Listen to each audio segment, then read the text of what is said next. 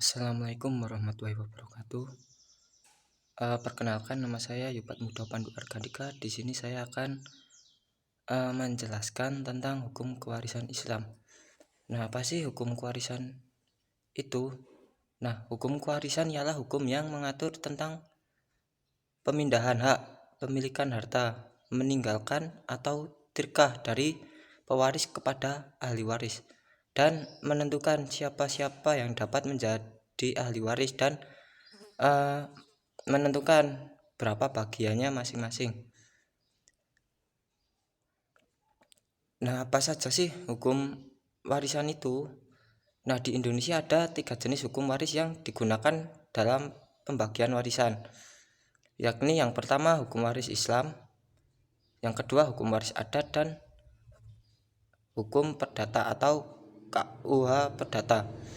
Pembagian harta waris menurut hukum perdata atau KUH perdata merupakan cara pembagian waris yang umumnya dilakukan oleh mereka yang bukan beragama Islam. Nah, hukum waris yang berlaku di Indonesia itu ada hukum waris barat atau perdata yang berasal dari Tionghoa atau Eropa.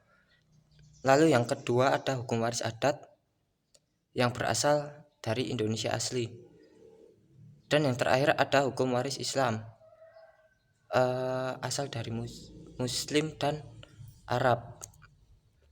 Yang selanjutnya saya akan menjelaskan tentang hukum waris barat.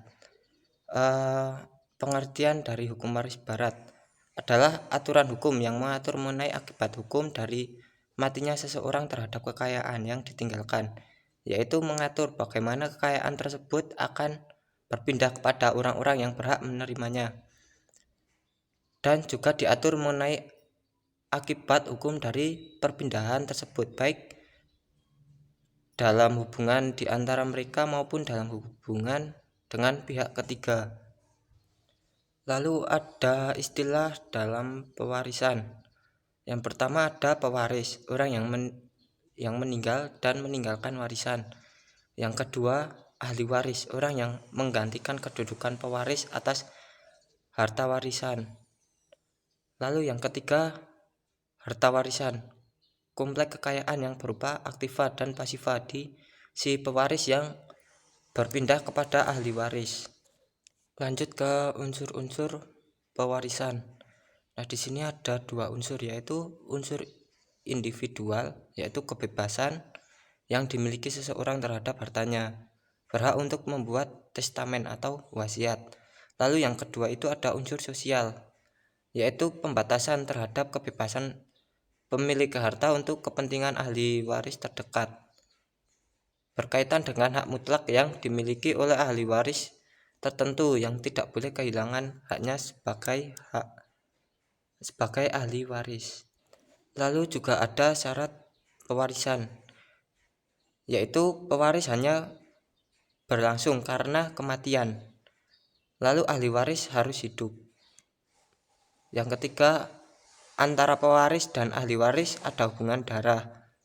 Nah, selanjutnya ahli waris patut mewaris,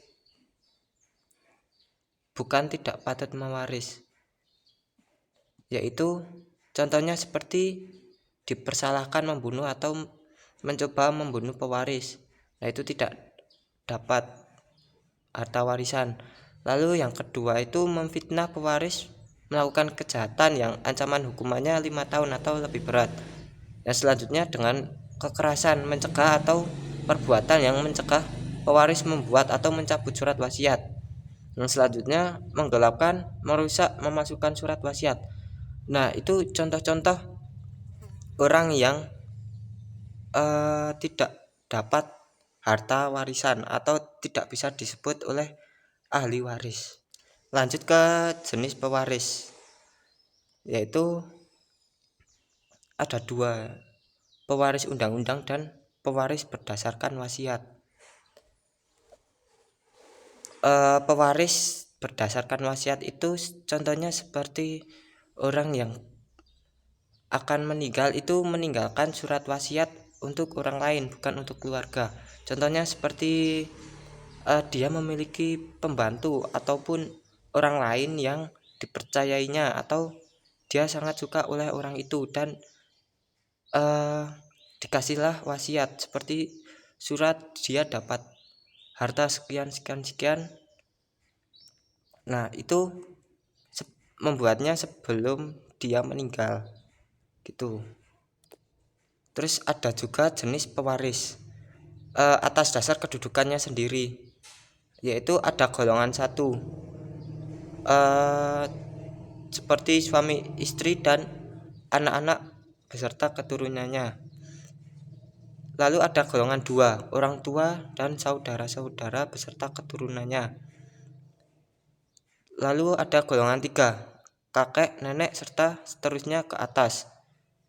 Lalu ada golongan keempat, keluarga dalam garis menyamping yang lebih jauh termasuk saudara-saudara ahli waris golongan tiga beserta keturunannya. Seperti contohnya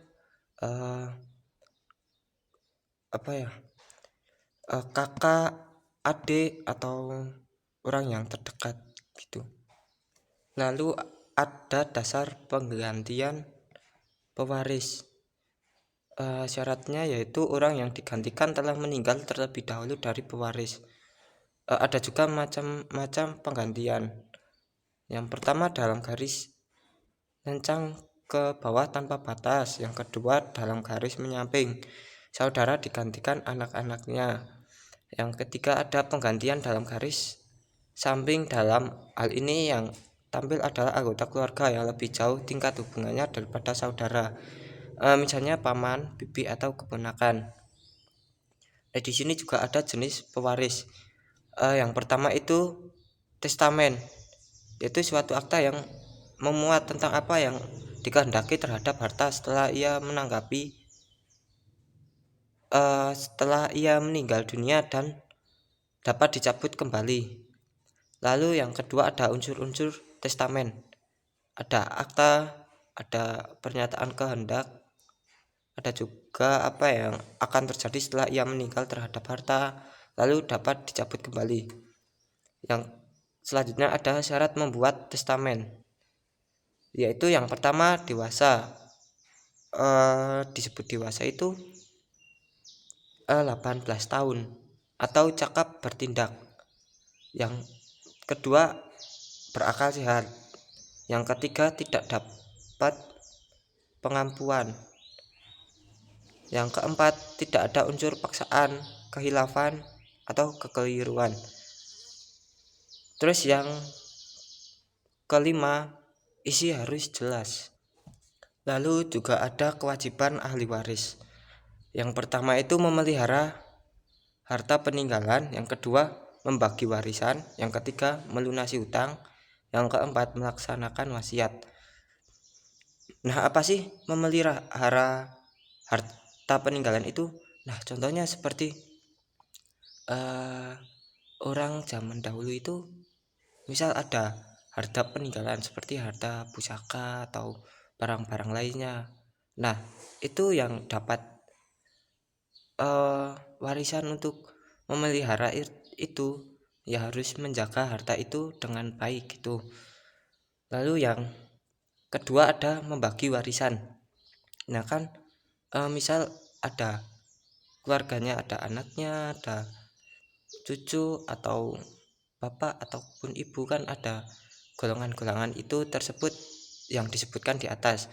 Nah itu harus membagi dengan rata, kan ada juga perhitungannya seperti anak dapat berapa persen, ibu berapa persen, istri berapa persen. Nah seperti itu harus membagi dengan rata, tidak semena-mena harta itu dimiliki untuk satu orang saja.